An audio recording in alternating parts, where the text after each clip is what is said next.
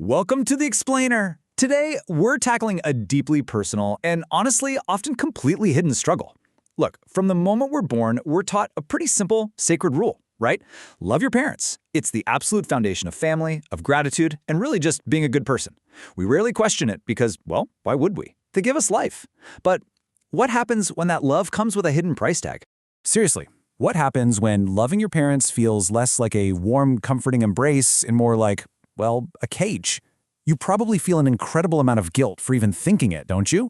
But the truth is, a lot of us are silently navigating this overwhelming sense of familial obligation, and it is actively holding us back. Section 1. When loving parents hurts. Okay, let's dive right into this.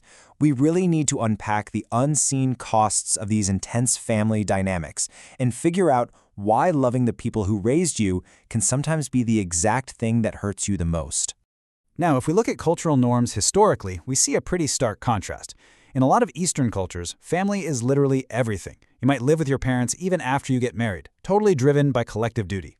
Whereas in many Western cultures, the expectation has traditionally been to move out, establish your own independence, and, maybe see your parents once or twice a month. But here's the reality of our modern, globally connected world. Those lines are blurring everywhere. You're juggling crazy career pressures, worldly influences, and the sheer staggering cost of just existing today. Trying to balance those massive life challenges while also carrying the heavy weight of outdated parental expectations, it's incredibly tough. To protect our mental well-being, something eventually has to give.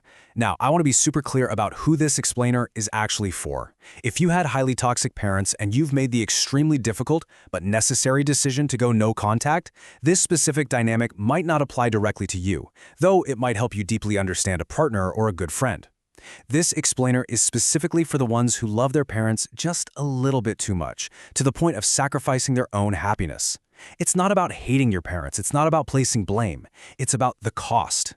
It essentially becomes an unhealthy transaction where you are just constantly giving, but your own emotional account is never ever replenished. Section 2. 4 Signs of Enmeshment. So how do you actually know if your love has crossed that invisible line from healthy appreciation to a detrimental sacrifice? Let's diagnose the 4 distinct ways this usually shows up. Here are the 4 signs of enmeshment clearly laid out. You might feel a bit like our little stickman friend in the blue hat and red shoes, standing in his own living room, but metaphorically weighed down by all these massive burdens. Let's walk through exactly what each of these 4 signs looks like in your daily life, starting with the first one. You are the parent. This is a psychological concept known as parentification. It represents the complete role reversal. Think of Rory and Lorelai from the show Gilmore Girls. Their bond looks totally beautiful and highly entertaining on screen, right? But if you look a little closer, it was born from Lorelai's escape from her own family, which ultimately forced Rory to become the mature, peacekeeping adult in the room from a ridiculously early age. You learn to manage your parents' feelings. You literally became their therapist, their financial advisor, their emotional anchor. You were the child, but you were handed this massive, heavy adult's toolkit and basically told to fix grown-ups' problems. The profound unfairness here is that you were never allowed to just be a kid. You were doing a full-time job you were never qualified for and definitely never applied for. The second sign is that your boundaries are treated as mere suggestions. You say, please don't call me after 9 p.m. And what do? They reliably call you at 9:01. You say you can't lend them money, and they lay on a guilt trip so powerful you immediately cave. It's so much like the dynamic with Georgia from Ginny and Georgia, a complete whirlwind of love that just entirely ignores your personal space. Every single time you try to set a limit, your love for them makes you feel like a bad, selfish child. So you just let the ghost walk right through the fence again and again, teaching yourself that your own needs simply do not matter. Sign number 3. Your identity is a reflection of them.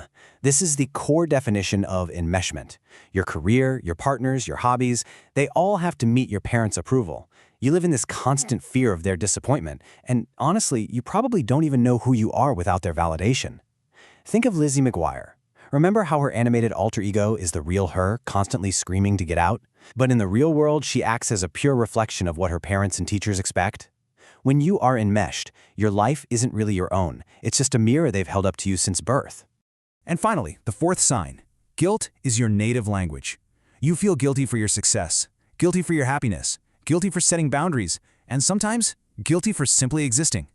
It's akin to living with the charismatic but heartbreaking father from the book The Glass Castle, who makes you feel that love is strictly conditional on your sacrifice.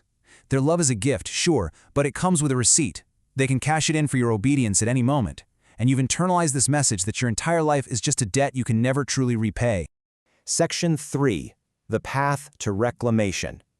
Let's move to and see how this builds because, look, you can't just magically stop loving your parents, but you absolutely can change how you love them.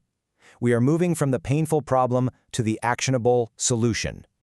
The path forward is not about aggressive confrontation. It is about reclamation, reclaiming your own autonomy. Here are the 4 steps to do exactly that. We're going to look at grieving, quitting your unassigned job, building fences, and finding your people. The first 2 steps are entirely internal, and honestly, they are often the hardest. First, you have to grieve. Grieve for the childhood you didn't get to have, and grieve for the parent you wish you had. It is totally okay to be sad and angry. Acknowledging that loss isn't a betrayal. It's the first crucial step to healing a wound. Second, you have to officially quit your job. Your job is not to be your parent's emotional caretaker. Your job is to live your own life. It's going to feel selfish, and it will definitely feel wrong at first, but you absolutely must give yourself permission to prioritize your own mental health. Remember, you are not responsible for their feelings. Section 4. Setting real, firm boundaries. Once you've done that internal work, you have to start manifesting it out in the real world. And this brilliantly illustrates the exact difference between hoping for space and actually enforcing it.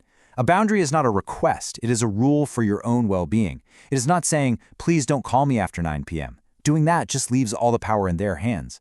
A true boundary is saying, I will not answer the phone after 9 p.m. And then, and this is the absolute most crucial part, you actually don't answer it. They will test it, they will push back, they might even call you selfish, but you have to hold the line. Every single time you hold a boundary, you are telling yourself, I matter. The final step in reclamation is finding your chosen family.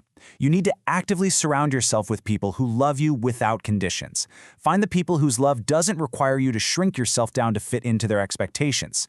These are the people who will reflect your true self back to you, that authentic self you've been hiding, especially on those hard days when your parents make you forget who you really are. Section 5. Redefining family dynamics. As we bring this all together, keep in mind this isn't just about you putting up walls. It's about both generations adapting to a world that looks very, very different than it did 30 years ago. So the crucial point here is summarized in this incredibly powerful modern metaphor. For the first 18 years of your life, you were a free trial for the My Parents' Dream software. Now, your subscription has expired. The transition from an enmeshed child to an autonomous adult is easily one of the bravest journeys you will ever take. It is painful, it is messy, but on the other side is a life that is authentically your own. Now, a really quick note to any parents watching. This isn't about shaming you. Times are changing rapidly. In the past, the expectation was to get a career, get married, and then comfortably support your parents. But nowadays, with the massively higher cost of living pretty much everywhere, it's a struggle for younger generations just to make enough to survive and take care of themselves. We all need to change our expectations, be a little more lenient with each other, and adapt. And for the children, it is absolutely beautiful to return the love your parents sacrificed to raise you with. But healthy love is about balance. You can honor them without dishonoring your own mental wellness. Which leaves us with this final thought. Your free trial of living someone else's dream has expired. Will you uninstall those old, heavy expectations? Will you finally pay the price, the boundaries, the guilt, the grieving, to unlock the premium version of your life, where you actually get to choose your own features? The choice